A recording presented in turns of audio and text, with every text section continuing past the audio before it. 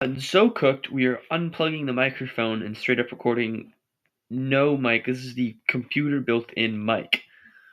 The real ones know what happened to the first version of this video. Anyways, Khabib Nurmagomedov is overrated and not a valid GOAT pick video.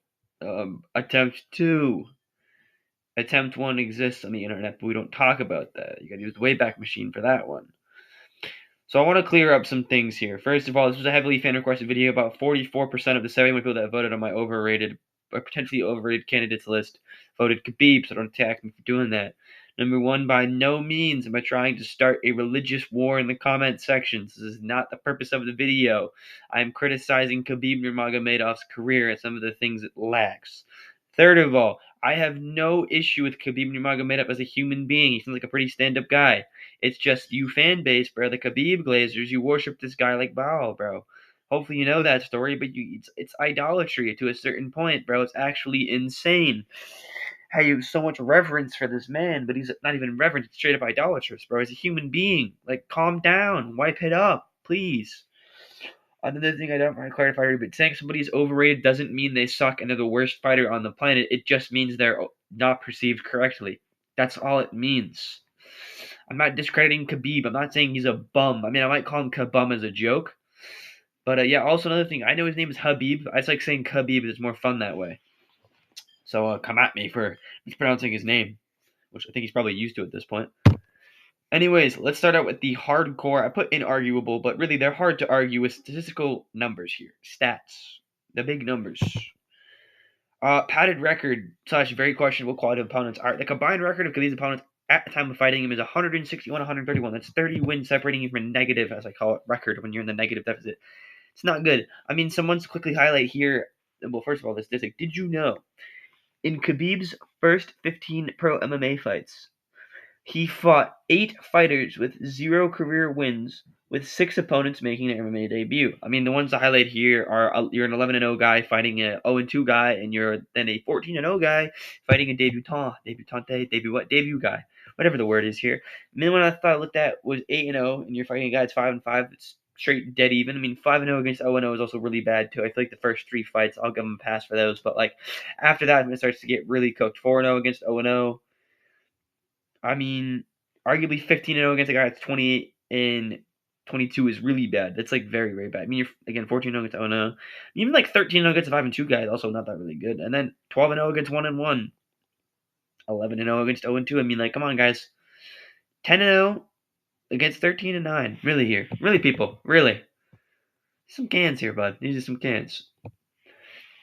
Again, further expanding upon this point, padded record / very questionable quality opponents, part 2, yada yada. His regional career compared to some recent 145-pound champions, and the records of opponents for their full careers compared to some of the all-time greats here. I have like John Jones. I know he was overrated, but still he's the consensus all-time great. George St. Pierre, and we have Khabib. But let's just talk about the regional opponents here. Mr. Top Toro Ilia Topuria, the most recent featherweight champion that's now been vacated the weight class, 130 and 23.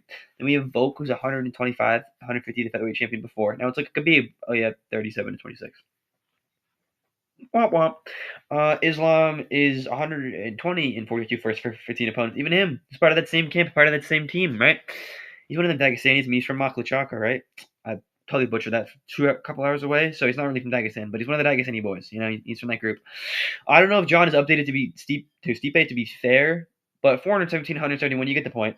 George St. Pierre, 494 and 71, and then it could be 295 and 114. Womp womp. That's like in general. At the time of fighting, it's even worse. Like I said, 161, 131. Opponents list for the UFC. Let's get into it here. Khabib versus Kamal Shaloris, who is 7-1-2, finished his career at 9-5-2. Khabib against Gleison Tibau, 26-7, and his career at 38-19. A lot of losing there, buddy. Not so great. Shaloris also not so great there. Not so great, man. Not so great. Not really a lot of fights under his belt, is there? Khabib against Thiago Tavares, 17-4-1 at the time, and in his career, 24-11-1. Horrible. Even Abel Trujillo, it's not that bad. 10-4, right? And then it's 15-8 in his career. Pat Healy, man, 25-13 when he fought Khabib, ended his career at 30-21. That's horrendous. That's why I paused there. Like, that's bad, really bad. A lot of losing here. See, one thing I'm going to clear up really quickly is that losing is okay in MMA. If you lose a certain amount of fights, stay. But when you're 30 and 21, there's a problem, bud. There's a problem. When you're losing around, if your thing is like 10 fights away separating you from being negative, you're cooked. I think that's too many losses at that point. I think it's a fair something to say too. Another opponents list part 2. Khabib against Rafael dos Anjos. At the time was 20-6, is now 32-17. Khabib against Daryl Horcher, who was 12-1 at the time, pretty solid. Oh, ends up 14-7. He goes on a 2-6 skid, 2-6 skid, 8-fight skid, by the way. All right, not so good, not so easy. Khabib versus Michael Johnson, 17-10. The verdict is still on him being good or not. And then 23-19, and then Edson Barboza, at the time 19-4, ends his career, or currently at 24-12. His career is ended. A lot of these guys are retired. Khabib versus Alaquinta, 13-3-1. Not so bad given the context of being, 2 days notice? Oh, there's Islam in the background. Look at that. You would never notice that. And then he ends his career at 14-7-1. Cooked. I mean, I don't know about Connor, Dustin, and Justin. You guys know about that. Little rhyme there. Now I thought about the grappling numbers to prove my later point we'll get into. But Kamal Shoris, 50% takedown accuracy on 20 attempts, 81% takedown defense with 3 submission wins. By the way, he had a fight where a guy failed 10 takedowns against him, which is why his takedown defense is super inflated. Gleison Tibau, 54% takedown accuracy on 157 attempts with a 92% takedown defense clip. 15 submission wins, but he's a veteran. Remember, a lot of fights. Thiago Tavares, 43% takedown accuracy on 98 attempts. 63% takedown defense with 15 submission wins. Sub 50% accuracy on 100 attempts is pretty bad, man. Pretty bad. And sub 70% also with this submission caliber is pretty bad. Pretty bad, dude. Pretty bad. Real. Not so good. Not so good. Not so easy. Abu Trebio is 45%. Trujillo? I'm just on at this point. 45% takedown accuracy on 33 attempts. 40% takedown defense. Not very good with 4 submission wins. Pat Healy, 37% takedown accuracy on 118 attempts. But he is not a grappler. That's horrendous. That's bad. 56% takedown defense also. The 15 sub wins. You gotta remember though, some of these guys are veterans picking up subs out of the blue. They're not necessarily going for the grappling here. They're not necessarily grapplers. RDA is one of those aforementioned veterans. RDA, 36% takedown accuracy on 191 attempts. Horrible. 55% takedown defense though. 11 sub wins. Daryl Horcher, 50% takedown accuracy in 2 attempts. Guy's not a grappler. 2 attempts, you're not a grappler, bud. 47% takedown accuracy, also not so good with 1 sub win. Michael Johnson, 40% takedown accuracy in 35 attempts, not so good. 81% takedown defense, though. Interesting, but only 2 submission wins. Again, not really a grappling threat. Edson Barboza, 50% takedown accuracy on 22 attempts. Not really a grappler or a grappling threat. 72% takedown defense, but 1 submission win. Also, this article clearly proves that Khabib only cared about his record and didn't care about legacy or actually fighting. He was just a record. He was an egotistical maniac who only cared about his record. By the way, that's rage bait if you didn't know. Alaquinta, who's supposed to be one of the better grapplers Khabib fought. And he wasn't. 90% takedown accuracy on 43 attempts. Horrible. 74% takedown accuracy and one submission win, by the way. I don't think I need to talk about Connor's grappling. We kind of all know it wasn't that good. Dustin Poirier, 36% takedown accuracy and 77 attempts. Really bad. That's very, very bad.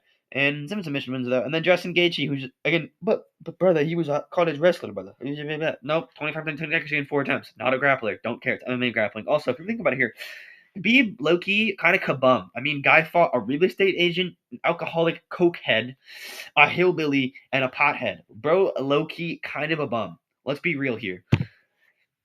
Now to get into more subjective arguments, just to warn people, because people say I'm a petty hater when I get into subjective arguments. Well, first of all, I guess over the video analysis of Khabib missing weight against Justin Gaethje. Hold on, play the clip. Roll the clip, please. Come on. Give it a second. Give it a second here, yeah. You come here for la passion, not la quality. Ahead of his retirement fight with Gaethje, something very strange happened. Khabib, who has a history of bad weight cuts, appeared nervous on the scales, almost as if he expected something to go wrong. And when the official reading came, the final number was seemingly taken before the scales had ample time to set correctly. 155, the official weight. Watch Khabib, up. Wipes it on an upward trajectory. He's heavy here. Guys, this is incorrect. That is wrong. A scale going this direction is bad news. A scale going this direction means you've done what you were contracted to do. So the scale was moving, and it was moving up, which would be a failure. We fail. That's what Shelsong was gonna say, but he got interrupted rudely by the video cutting. But anyways, interesting here. I mean, like, what more do we really need evidence-wise? Hold on, let me go to the next slide. What more do we need evidence-wise there? The scale's moving up, guys. Come on, we're not stupid here. Bad scale, right? He missed weight, bud. He was a little heavy. Little heavy, missed weight. Oh yeah. Also, what happened? Let's talk about Charles Oliveira. What happened to that guy when he was a little bit heavy? Thank you. Right, got a belt stripped. Only 2 defenses in the eyes of the paper rule book, but 3 defenses in the eyes of the real people who really care know the sport. And again, Khabib at that point also it's on the 2 title defenses. Then you know what that means? You're Jens Pulver level at that point, not GOAT level. Not GOAT level. No one can argue that 2 title defenses puts you in the GOAT contention. Considering Jones is what, 13? I don't count Stipe, so it'd be 12, and then GSP has 9. Interesting, isn't it? And then DJ, what is it? DJ is 11. I know we can talk about DJ, but like he's a good pick. He's my number 2, to be honest. We do a numerical ranking, but he's definitely in that MMA pyramid. He's in the top of the pyramid, you know. Look at the Tibau fight, man. This is something else. I mean, I had it 29-28 Tibau my second watch. My first watch 30-27. We all know the first watch is not always reliable. Either way, Tibau wins. Look at the media scores here, man. You have 1, 2, 3, 4, 5 guys in favor of Tibau to 1 guy in favor of Khabib. 54.2% of the fan base had it to Tibau and 44.7% had it to Khabib. Come on, guys. He lost the fight. Let's be real here. There's no other way you can cope out of this. There's none. Khabib was nut hugging, buddy. He failed 13 takedowns. 13. Insane. Now, a recap from Reddit kind of said it best here. Tibau clearly outstruck Khabib and landed 2 takedowns. That's all I really need. You can read the rest of the slide. I'm going to explain real quick why there is a discrepancy between the Google stats on the right and the Reddit thing on the left. So stat keepers don't always give their best work because it's human nature. You know, you don't watch them things. You look at this, you zone out, something happens. So I believe they go through and really figure it out, make sure it's all good. Also, a lot of the criteria isn't really clear, so it's just a small clerical error. You know how it goes. Small stuff here and there. Nothing crazy. We're not on the stand. I don't think we're not in a court trial right now, so we're pretty good. We can make some clerical errors here, some small errors. Anyways, now yes, I am not gonna butcher Khabib's father's name. I'm gonna actually pay respect to him by not butchering his name, but obviously terrible loss. I feel bad for Khabib. It sucks. It's a tragedy. COVID-19 complications in 2020, obviously, really bad stuff. But at the end of the day, Khabib retired early, man. He dodged the over 35. I put curse, whatever you want to call it. I call it the decline. I think decline's a more nicer word. This voodoo, hoodoo, game rot, blood magic. Don't like it. No, don't like it. Anyways, which in the lower weight classes basically is a career ender if you really think about it here. I mean, look what happened to Volk. All right. Anyways, statistically speaking, though, 4 wins, 33 losses, and 1 draw is the tallied up past UFC title fight results from every division from both men and women. The combined defense record for those over 35. Like I said, 4 wins, 33 losses, and 1 draw. I'll repeat that. Khabib retired at 32, 3 years away, having any decline in that regard and physical declines. Maybe you don't lose a step because you didn't get there. Another argument I think of from my boy Robert Whitaker Enthusiast on Instagram and Baked Prunes on YouTube. Very interesting guy. One thing he talked about originally a couple months ago, I had this discussion in a group chat, was Chris Weidman. At the time, he gave this perspective. Chris Weidman, at the time of beating Vitor Belfort, he was 13-0 with 3 title defenses. Kind of interesting because what's Khabib's UFC record? 13-0. How many defenses? 3 title defenses. As we know, the only organization that matters in MMA is the UFC. Obviously rage bait. Hopefully people can get that one. There's another rage bait in this video, but hopefully you got that one too. I'm explaining some of them. I'm chumming the waters a little bit. Anyways, if you really think about it here, how differently would Weidman be perceived if that fall off never happened? How's Khabib perceived? This untouchable, unstoppable monster. Because what? He was 29-0. 13-0 in the UFC. Interesting, isn't it? Like if Chris Weidman never fought Rockhold, he'd retire right after beat Vitor. Interesting. He was 30 years old at the time, by the way, so not too far off. About 2 years away from Khabib. That's the real one of the real. It's like that's one super strong argument. That second pot. Here's another one. The one-dimensional nature. Maybe not so strong, but Khabib ran a simple game plan, man. Get taken down against the fence, press the opponent, hold him down, drain stamina, take the back, get the choking. That's it. It goes far as even Conor McGregor, who is not a good grappler, we know this, can stuff his shots in open space. Let's run it back here. Let's run this tape back. Don't forget about this part. Let's just run it back real quick, okay? Instead of waiting for Khabib to come at him. Khabib got a hold of his ankles. He's got his leg. Oh, getting up. And what he's got to do is get his left leg over the back ankle of Khabib's right leg. More He needs to get that. Connor needs a left leg behind the ankle of Khabib in order to stuff this. Ability to speak. Oh, he gets up. Oh, Now he's no. got it. Back to Good not hugging. defense by Connor. Oh, dominant position for Connor. Kung Fu boxing striking guy, by the way. He's doing a fantastic job of defending. Look at him spinning around. But Khabib looking to complete the takedown, and he gets it. Oh, look at that! To the fence we go. I watched a video on Instagram of this Kung Fu guy beat up a street gangster. It's in my brain, that's why. But Connor, obviously karate guy, boxing guy, striking guy, stuffing the sambo wrestling since birth against bears type guy in Khabib. In short, wall merchant. For the brain rot people that need one sentence. Here another one. Dustin was DDP style running at Khabib with no regard and landing hard shots, arguably clipping Khabib. I think he clipped him personally. We can debate this in a whole other video in itself, but we knew Khabib wasn't really a stand-up threat, guys. I think everyone knows that. Oh, the overhand against Connor. We'll get to that. We'll get to that, bud. We'll get to that little counterpoint that everybody makes. If you think about it, CM Punk can land some significant strikes too, I believe. Everybody has their moments, but Khabib barely countered Dustin or even responded defensively. He just aimlessly backed up and circled and ran away, essentially. Rage bait. Bad bit of rage bait there at the end. Early round 2. Nice Poirier with a big right hand. That back Nurmagomedov up. Khabib now on the retreat.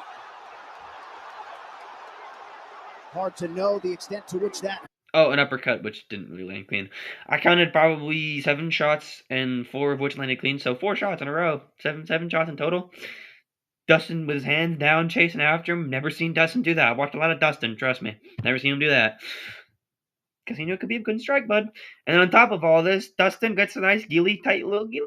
And Dustin's not really an elite grappler either. But Khabib, again, is. He's this sambo guy. Wrestling since birth, yada, yada, yada. The Dagestan system, yada, yada, yada. And you have a boxer putting you in a guillotine. Basically. Just think about that, people. Think about it. Conor McGregor was not an all-time win. These are my personal takes, but Conor admitted that he was drinking heavily around the time of the Khabib camp. Took a year-long layoff from MMA and a fair amount of damage boxing Floyd. I know Floyd has the pretty hands, the soft hands that always break, but still, man, it hurt him. Getting hit with boxing gloves hurts. In the face. Repeatedly. It hurts. And then Conor also had a foot injury 3 weeks before the Khabib fight, which greatly affected his mobility. In short, the Conor that fought Khabib was not the one who easily dismantled to finish Eddie Alvarez in under 3 rounds. He was a shell of his former self. Even then, I'm not even talking about Coke Conor or Dustin Trilogy Conor. He was not the same, bro. Anyone that says he is just delusional. Now, yes, the fight has a popularity and impact. It's one of the most significant, probably the most significant fight in MMA history. It is the super fight and all super fights. Yes, but that's not an all-time win. From a quality standpoint, not an all-time win. It's a solid win. It's a solid to good range. Depends on where you value it. I value it solid, personally. I think Conor was just cooked. Also thinking about it stylistically here, how that styles match up. Anyways, we'll get to that. Another big win for Khabib, Edson. Edson can't grapple to save his life, buddy. He can't sprawl. Lerone Murphy 50-45 him. That's all you need. That's all the evidence you need, bro. Danny Ige was stuffing Lerone Murphy like it was nothing, bro. Anyways, that's it. Not really. I'm kidding. There's more. That's the Edson point. 170-pound question mark, right? Khabib was a welterweight for the first 6 fights of his career. It's pretty significant, He's known for being hospitalized, for cutting weight to lightweight. And he never went up to 170 in his career. Not at all. In the UFC. Because, as we know, the only organization that matters is the UFC. That's why I put in his career. I meant to put UFC career, but who cares?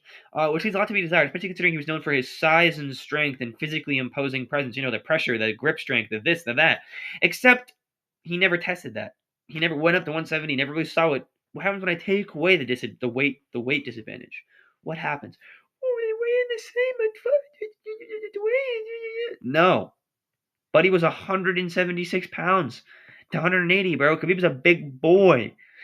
Daggies always say they're a little bit lighter, but we know they're not. We know they're not, man. I mean, you're 190, 200 out of camp. There's no shot you're 176. No shot. But yeah, that's what Khabib says. Even then, you're still pretty big at that point. And you're facing lightweights. You're hospitalizing yourself due to your cuts because you're a weight class too big. In my opinion, whatever you start your career at, that's your natural weight class, amateur, professional-wise. Wherever your career starts, that's your natural weight class. I mean, there's some freaky examples, but generally speaking, that's the precedent for a lot of people. Chael said that once. Chael's father said, if you go down on the scale, it means you're running away from somebody. That's what Khabib was doing, running away from Usman, running away from Woodley, because those are legit wrestlers that are bigger and stronger than him that could have exposed the fact that he was kind of a weight bully. That's the argument in short. I gotta chum the Glazers a little bit though. I don't like that weight bully word, but I gotta make him a little upset here. Anyways, tailored matchups. This is probably the strongest argument. He never fought a undeniably high level. This is a legit grappler in his career, especially from a bottom position threat perspective, because Khabib was a top position guy. He liked to nut hug or lay in top position and collect control time. What about the ground and pound? Sure, against weaker opponents, but what did he start doing when he fought the higher level guys? A lot of it was laying in top position, hoping for that short choke, that signature short choke, right? So he never fought a guy like Nate Diaz, Tony Ferguson, or Oliveira. Those are the three big names that come to mind. You could probably think of some more, honestly, but bottom position threats. Oliveira is the bottom position threat. I know it might not have been his era directly, a little pun there, but Khabib would have still feasibly been 34. He's, 36 right now? He would have been 34, 35 by the time Oliveira's around. So Oliveira would have fought him. If he kept fighting, he would have fought Oliveira, who was a good bottom position. Even like Arman Sarukian would have fought Khabib, if I'm not mistaken. Based off time frame wise, even though I think that's a big wrestling threat there. Gosh, even like Michael Chandler from a wrestling perspective. No, I'm kidding. That was a joke. But, I mean, if you are a grappler that's fighting strikers, you're going to look untouchable. It doesn't matter. If you're a guy that's been grappling for their whole entire life versus the guy that's been striking his entire life, you're going to look untouchable. And I think that's really what it comes down to with Khabib. Khabib got very easily stylistic tailored matchups where he was never at a threat stylistically. George St. Pierre was at a threat stylistically in a couple fights. He lost some fights too here and there. John Jones also has lost some fights, whether we argue about the results or not. He's faced some bad stylistic matchups. We can argue that one. Except what did he do? Both George St. Pierre and John Jones, they overcame those stylistic deficiencies. They showed their prowess as a well-rounded MMA fighter. See, look at that. I'm defending John Jones. What a turn of events here. Name one time Khabib had to overcome legitimate adversity. Like, stylistically. Name one fight where it was like, stylistically, this is a tough matchup for Khabib. You can't. Thank you. Oh, but he never bled. Blah, blah, blah. That's the dumbest argument of all time, but I'm still addressing it here because we're going to do a full circle. I never want to make another Khabib video ever again. I do not enjoy interacting with this fan base. And the Islam fan base. And the, honestly, Dagestani fan base got to be the worst fan base. Not even a hot take. It's a cold take. That's like a what is it? Liquid, or no. Yeah, liquid nitrogen. No. Hydrogen peroxide. No, what's the thing? Dry ice. There you go. It's like dry ice level take, bro. That's the hot one. Alright, I'm special needs, bro. Legit. Not even kidding. I'm on an IEP, bro. Hopefully it doesn't invalidate my argument, even though I've used my autism and ADHD to learn my MMA in a short time. Anyway, name 3 notable Khabib striking exchanges right now. Name them. You can't. Thank you. You can't. The guy never did the dance. He never tangled the tango. Never tangled the tango. You know, he never did the dance. He never stood there in the circle, pointed down, and went rah, rah, rah, rah. I'm not asking you that every fight. He never exchanged. What I mean by an exchange, not just the Conor overhand. People like to use the argument that Conor overhand was what makes Khabib a good striker. No, it wasn't. Go watch the Gaethje fight. He wasn't striking there well. Watch the Dustin fight. Wasn't striking then. He has one notable striking moment in 29 fights. That's how bad of a striker he is, bro. He needs more clips of him missing and being like a goofball than he does actually landing successful shots. And if you go watch the clip, again, I'm not a Conor Glazer. I think people know this by now. I sound like I'm not, but the real ones know I'm not a Conor Glazer. If you go watch the clip, Conor is stood still with his hands down. That is the easiest strike in the book to land. Guy is stood still with his hands down. You can land anything at that point. Here's another list of guys that never bled in the UFC. Cyril Gane, that's a reasonable take. He gets a pass. On Instagram, by the way. Go follow Peter Ronstein on Instagram. He's pretty cool. Anyways, yeah, man. No one thinks Cyril Gane's the GOAT.